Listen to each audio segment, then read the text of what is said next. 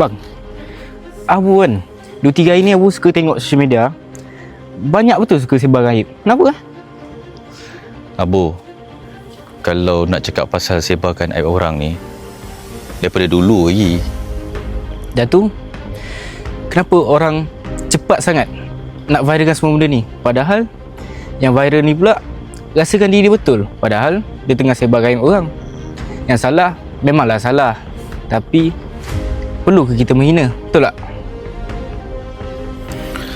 Abu, abang faham Abu tertanya-tanya kan. Sebenarnya dia ada benda dua yang berbeza, menegur dan mengaibkan. Menegur ni sah-sah lah dengan niat yang betul kan. Tapi bila mengaibkan ni, dia boleh menjatuhkan seseorang.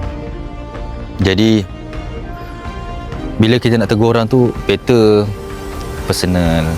Tak perlulah kita rasa diri kita ni betul, kita mulalah nak sebarkan dekat media sosial. Sedangkan kita menegur orang tu, kadang-kadang kita boleh menjatuhkan dia juga.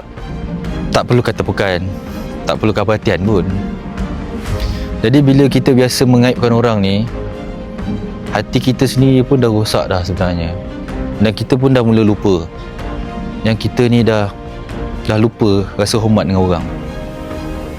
Jadi sebelum kita nak sebarkan sesuatu, tanya diri sendiri dulu, adakah aku patut menegur ataupun aku nak menghancurkan orang?